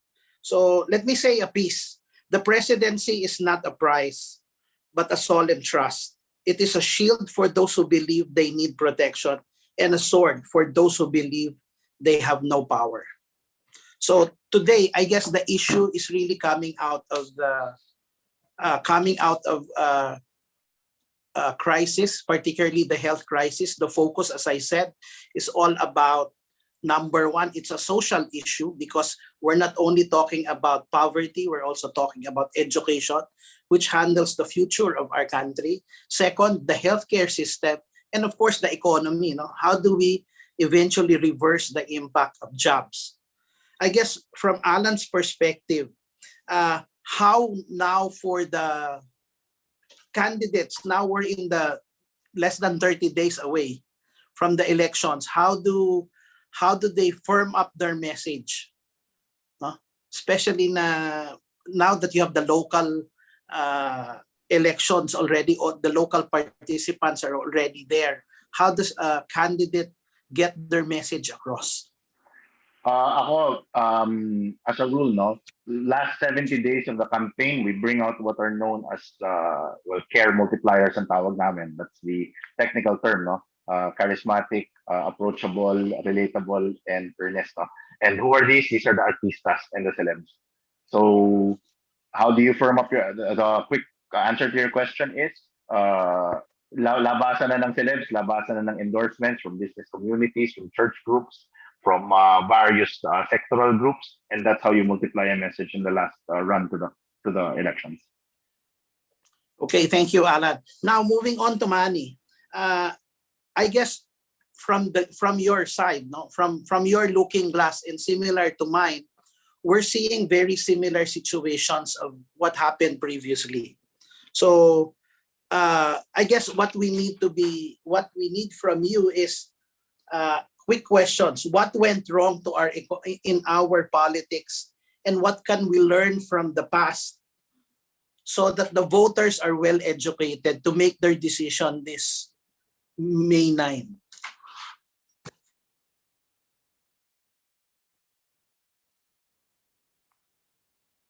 Manny, you're on mute.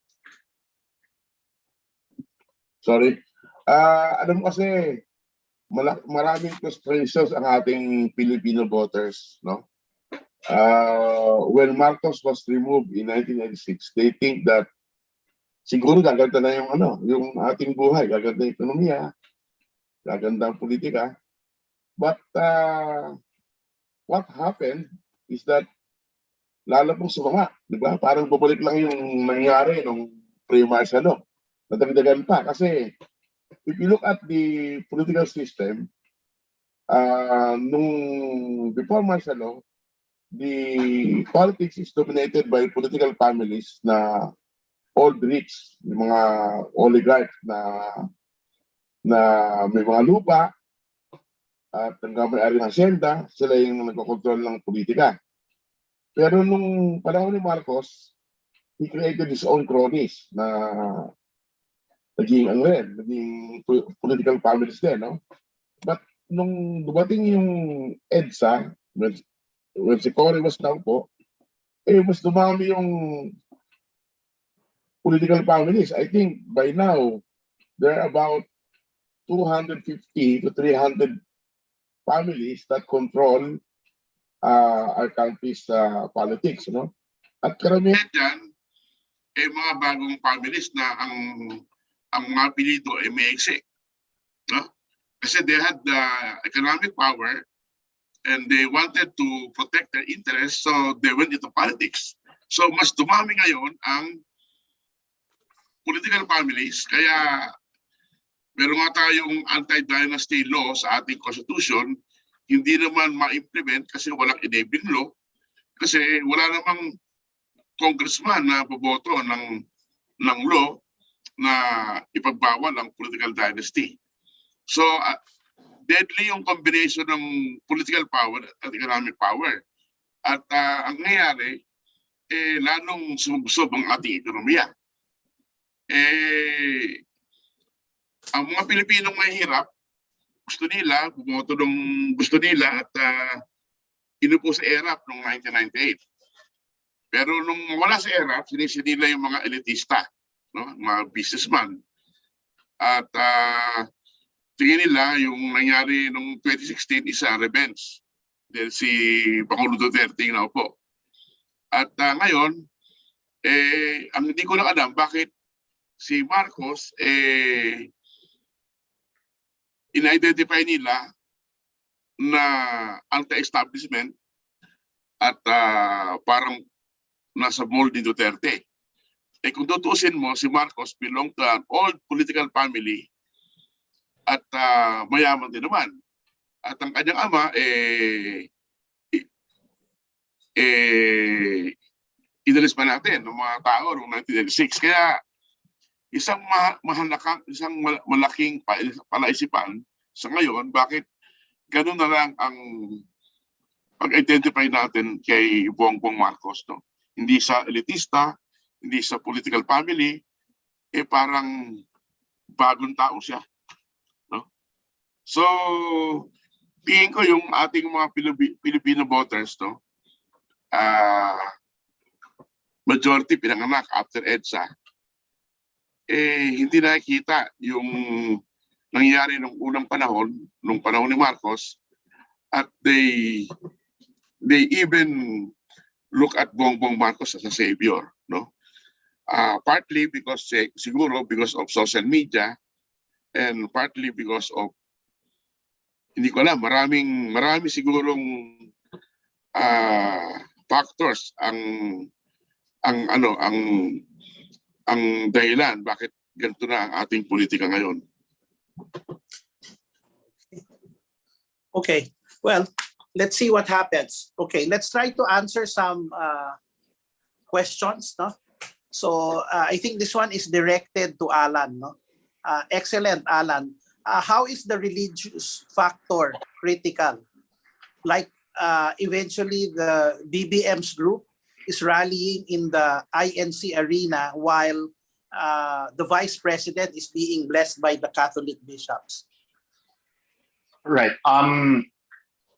Without intending to or absolutely not meaning to say anything or give commentary on their religious practices. In terms of electoral numbers, it's really only the INC, no, that is a proven voting bloc because of their bloc voting policy, no. I will not add any further commentary on that policy of theirs, no. But sadly, there is no Catholic vote. It has been proven time and again. There has never been an elections wherein there was a measurable Catholic vote. So that would be the quick answer to that, Jonas. All right. Thank you. All right. Jonas, There's can I yep, go add ahead. to Alan? No? Sige. Kasi parang sinasabi nila yung Catholic vote ay yung El Shaddai, no? Pero I agree with Alan that there is no Catholic vote because the El Shaddai group has not proven that their votes has helped candidates win elections, especially sa senatorial. Unless of Okay. course their member, for example, is the first nominee of a party list, then ano yan, ibang usapan. Si Okay. si Congressman Well, Atienza. formerly, tsaka si Willie Villarama previously, di ba? So Yeah. Tito Willie. Yeah. Okay. So there's a question here. It's eventually a question about the economy, no? So whoever wins. So eventually my slide highlights that regardless of what happens, whoever wins, no, the tendency of the economy is to eventually move forward. I guess at the moment, when we look at the Philippine economy, despite that we're really coming out from a crisis, no? If we were to look at the 5 players in the economy, households, firms, government, financial institutions, and the rest of the world, I guess we know that the households and firms were hit. Right now, we're relying on the third, which is government, to be able to initially jumpstart the economy. But with the certain acts that this government has provided, such as the impact of the revisions in the Public Service Act, this actually creates an importance, especially for consumers, no? Meaning in certain sectors like telco, shipping, this actually benefits consumers, and this could actually create investments. And most of the time, people take the wait and see. Just as long as there's a smooth transition of power, people will start things moving just after the election. And we've seen this in 2016, no? We've seen property prices in Davao shoot up and the rest of the other areas because of the talk of Duterte's 10-point agenda. So that has eventually created a kick. And I guess over time, we've seen how the markets tend to play it ahead of time. Now, recently, Bloomberg came up with a survey and eventually highlighted the vice president as the most likely candidate that is well received by foreign investors. I guess it's really among the others who are the candidates. They perceive the movement of the vice president as an indicator of what she may do in office as compared to the others, which are well reflected in the surveys. So I hope I've answered that. No? Okay, there's another question from Arlene Sarmiento. Manny, how reliable are the surveys? Aren't they just a sort of mind conditioning for the people? Thank you. Ay, hindi naman siya mind conditioning kasi the surveys are scientific based, no. Ang worry ko lang is the survey firms, yung SWS and Pulse Asia, are outsourcing the people who are doing the surveys. So we don't know what happens dun sa ginagawang actual survey, kung may rider question o yung talagang tanong sinusunod, no? And recently, Pulse Asia admitted that doon sa mga survey nila, hindi kasama yung Class A and B. Kasi nga, hindi raw pwedeng mapasok yung mga gated subdivision, no? Like yung Forbes Park, hindi na makapasok yung mga surveyor nila. Anyway, yung Class A and B is a small percentage ng ating population, no? So maski sa survey, maliit din siya, no? Maliit din yung share niya sa ginagawang survey. So basically, yung survey na ginagawa ng Pulse Asia at ng SWS, basically CDE, no? Na actually hindi naman ng bulk ng ating voting population. So may question sa methodology ng ating mga survey firms, pero kung titignan mo yung survey, scientific naman siya. However, ang isa ko pang hindi talaga maintindihan, bakit ang survey sample natin is very small. Minsan 1,200 to 2,400 lang. And we have about 65 million voters, no? So dapat sana nilaki na ng konti yung sample na para to get yung yung minimal na margin of error, no? Anyway, so yun lang po ang aking short answer. Reliable naman yung survey, hindi sa mind conditioning, pero may question sa methodology. Okay, thank you, Manny. So there's a question again from our chat box. No? Eventually, this comes from Eileen Menchas of Abante. So, what's your take on the push for Leni Robredo for president and Sara Duterte for vice by some politicians? That Rep. Joey Salceda initially pitched as Calesa, now goes the name Rosa. Do you think it will hold? Well, I think it will. I think it's a legitimate movement because politically there are people who are very, very loyal to PRRD, to the Duterte camp, no, politically, but are not necessarily in favor of Marcos Jr.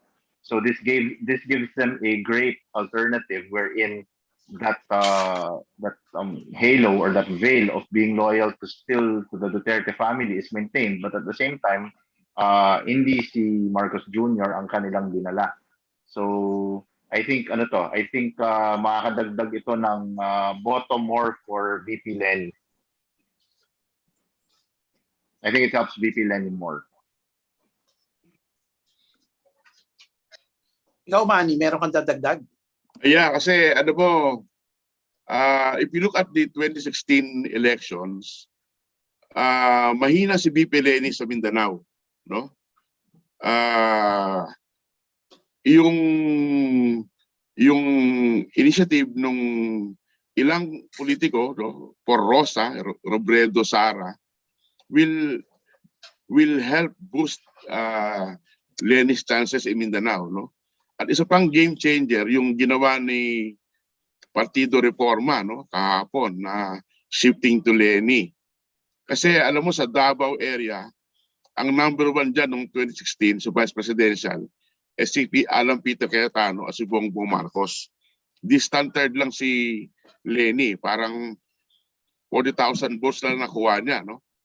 Pero with this support coming from Partido Reforma and coming from 2 governors and many mayors in Davao del Norte and Davao del Sur, this will probably give Leni Robredo a big chance to get more votes from these 2 areas, these 2 provinces. So, yung survey na ginawa ng Pulse Asia at ng SWS was in February. So, we should wait for a survey in March or in April to see the movements kasi palagay ko mabago yan.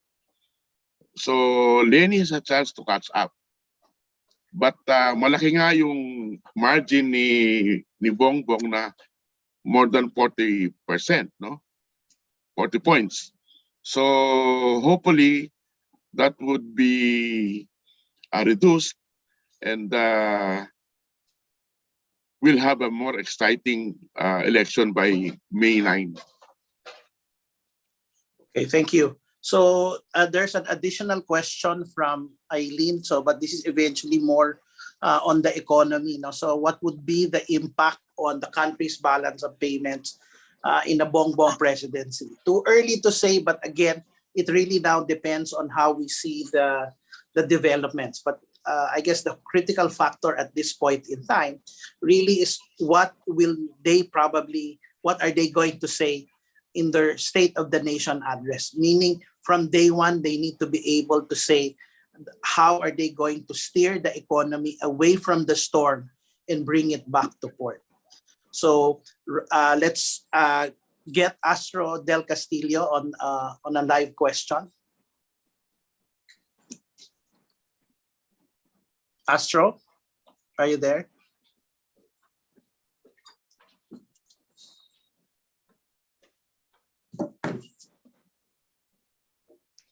Maybe Jonas, while waiting for Astro, we can Yeah. read some questions. Okay. So I guess this is more addressed to everybody. So what economic or geopolitical issue should the candidates communicate to the electorate? Ako siguro yung una, no? Based on order of attribute preference, ang pinakamalaking concern ng Pilipino ngayon ay pandemic recovery, trabaho at hanap buhay in particular. Paano maibabalik yung dating hanap buhay, paano maibabalik yung mga nawalang oportunidad, trabaho na nawala nung pandemya. That is the first order of attribute preference. Second would be healthcare. Kasi maraming Pilipino ang namulat nung pandemya that wow, ang mahal pala magkasakit. Wow, pag wala pala kaming paano pag nangyari to, pag tinamaan pala ang pamilya namin ng malubhang sakit, we don't have the resources to deal with something like this. That was an eye-opener. So naging healthcare. And yung third would be still edukasyon. Paano ko papaaralin ang mga anak ko? Paano ko ma-afford ang pag-aaral sa aking mga anak? So based on our studies, yun yung pinakamahalagang issues na kailangan i-address ng mga kandidato. Manny? Pagdating sa geopolitical issues, palagay ko yung West Philippine Sea yung yung pinaka-importanting i-highlight ng mga candidate. Kasi alam mo yung West Philippine Sea issue, parang gut issue yan. Kasi kung tutuusin, yung ating mga fishermen ay nakadepende ang kanilang kinikita sa huli na nakukuha natin sa dagat ng West Philippine Sea, no? Lalo na kung babawalan mo yung mga mangingisda sa Pangasinan at Zambales, pupunta ng Scarborough Shoal, at yung sa Palawan at Mindoro o Batangas, pupunta sa Spratlys, talagang malaking bagay yan. Tignan mo nga ngayon, ang presyo ng galunggong tumataas. Ang galunggong dyan nahuhuli sa West Philippine Sea. Ngayon, ini-import pa lang sa China yung mga isda na yan, no? So, palagi ko yan ang pinaka-importanting issue pag pinag-usapan mo yung geopolitical issues. Okay, I think one of the last, second to the last question, I think I will give this to Alan. What if somebody was going to run for president? When should I start?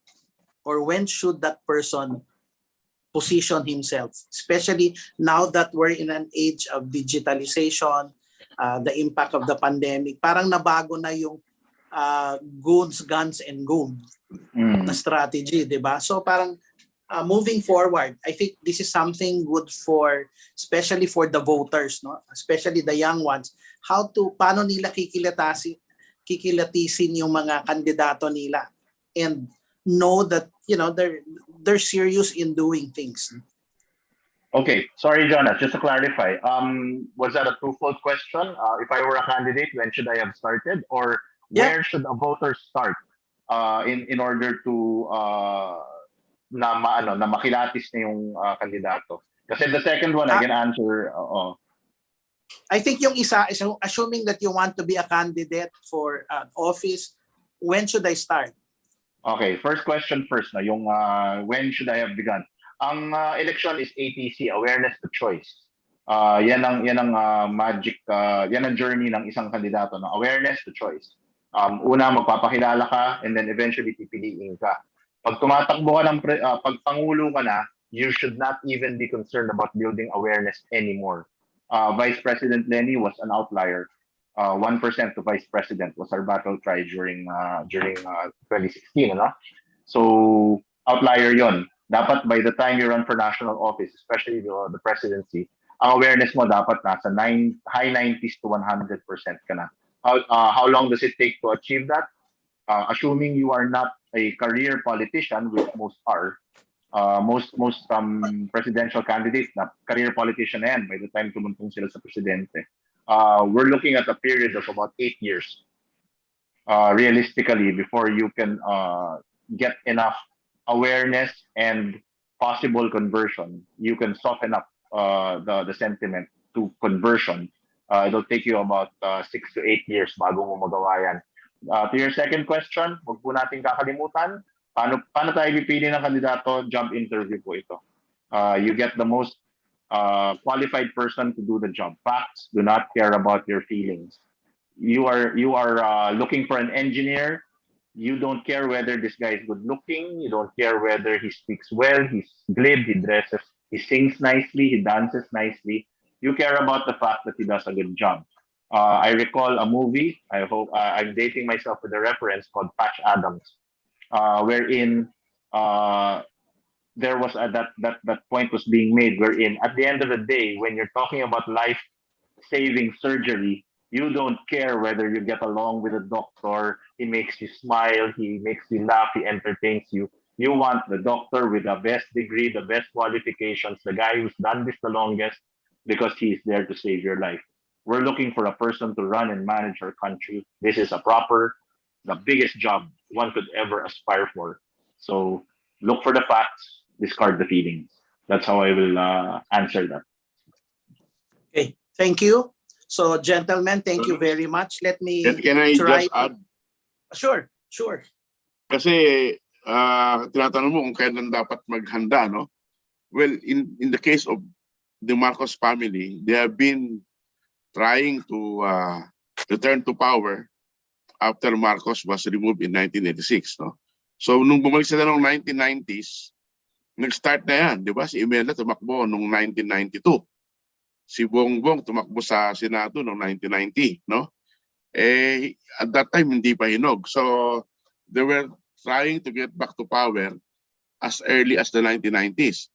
At yung Cambridge Analytics, in-engage na ni Marcos 2009 pa lang. So at tagal na nila naghahanda para sa 2022 election. Kaya siguro nandyan na mataas ang rating sa service ni Bongbong Marcos is because they were ready for this election. Handang-handa sila. May pera, may alyansa, at lahat ng paghahanda na ginawa nila for 2022 election. Kasi alam mo, last for na itong ni Ferdinand Bongbong Marcos, no? Si Imelda Marcos, mag-iisang taon na, no? Baka sa 2020, wala na siya. So ito na yung last chance nila to return to power. Okay. So again, gentlemen, thank you very much. Let me try to end this in trying to summarize. Ito here. Good. Astro is here. So Astro?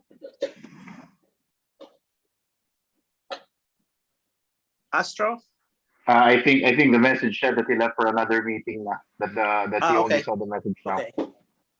Okay. So again, let me try to summarize all of what we've talked about.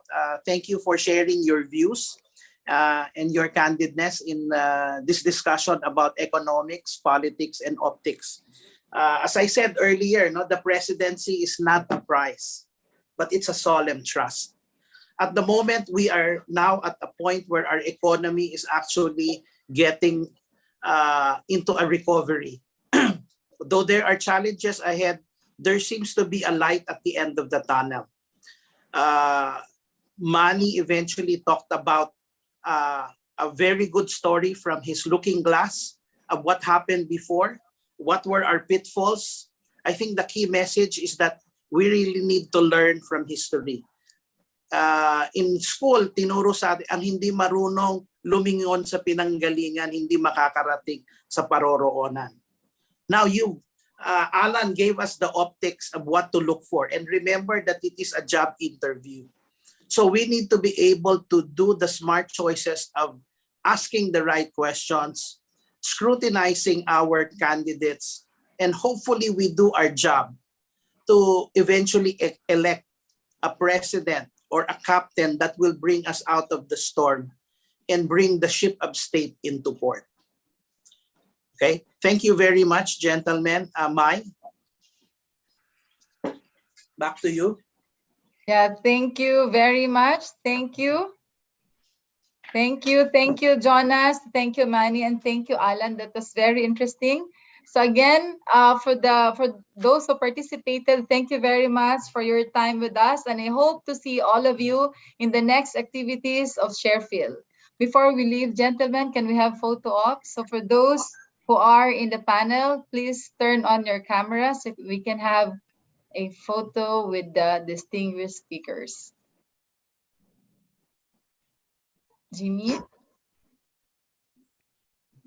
Anna, you'll be the one to. For those who are in the panel, can you please turn on your camera? Anna, ikaw na lang magbibilang.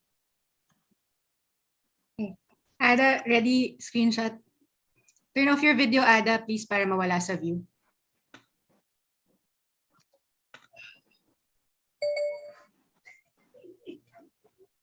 Okay. Smile, everybody. 1, 2, 3. Thank you all for joining this afternoon.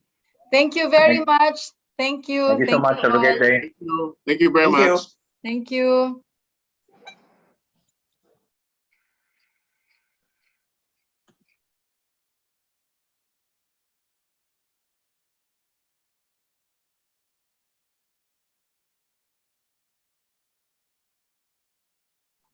Anna.